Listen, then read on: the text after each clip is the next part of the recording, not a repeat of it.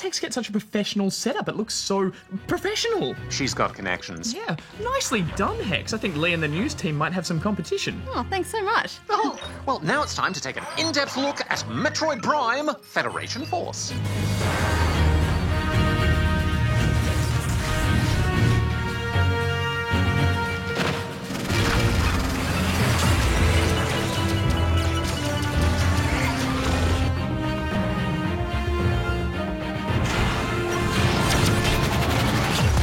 Guys, when I heard there was a new Metroid game, I got really excited. I love Metroid. The design, the gameplay, the music. Oh, Samus.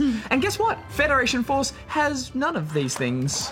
Yeah, it's a weird way to celebrate Metroid's 30th anniversary, isn't it? By removing everything that fans love about it. Affirmative. In Metroid Prime Federation Force, you are an unnamed Marine with a customizable mech suit. Systems activated. After some basic training, you're sent to various planets to conduct your missions. Slowly, bits of the story start to seep through the mission-to-mission gameplay as you discover that the space pirate Samus thought she'd exterminated survived, and they're building some kind of mega weapon. Federation Force does have the makings of a good fun action game. There's a real variation in the gameplay with stealth missions, puzzles, tricky boss fights,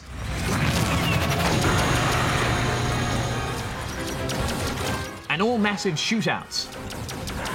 Intercepting rockets before they're launched, moving items through hazardous areas during dangerous storms. Oh, not to mention Blast Ball.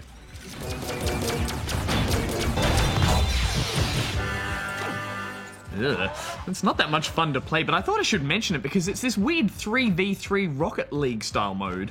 The game really feels like it's meant to be played in 4-player co-op all the way through too. In the single-player campaign, there were some sections that just felt frustratingly difficult.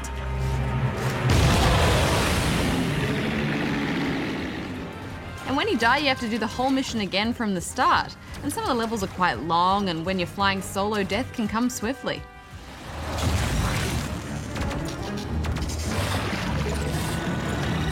The 4-player mode is just a lot more fun. Yeah, particularly in those levels where you have to protect things from an onslaught of enemies. Plus, if anyone goes down, they can just alert their squadron and someone will come by and repair them. There are also mods, obtainable chips that you can put in your mech suit to give you better stats, like vitamins for robots. Well, the mods are interesting, but I never really felt much of a difference when I used them. Plus, you can only use a couple at any one time, so I never really felt like there was much of an advantage anyway. Overall, I think this is quite a good first-person shooter for the 3DS, but the lack of any character development and the expectations that it was going to be a Metroid game definitely take away from it.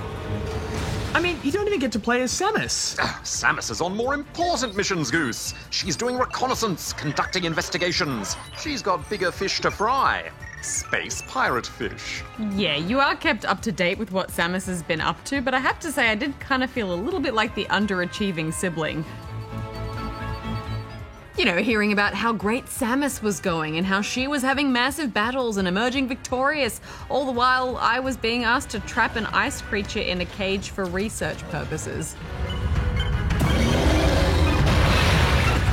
But the funny thing is, despite all of these issues, I actually quite enjoyed Federation Force once I forgot it was a Metroid game. Yeah, I kind of feel like the game would have been a lot better if they just removed all references to Metroid and Samus altogether and maybe called it... Darren the Noob Exterminator Space Patrol. Hyper fighting. See, Darren, that would be much better, because here I was expecting a Metroid game, and this wasn't it. I can only give it 2.5 rubber chickens. I'm giving it 2 out of 5 rubber chickens.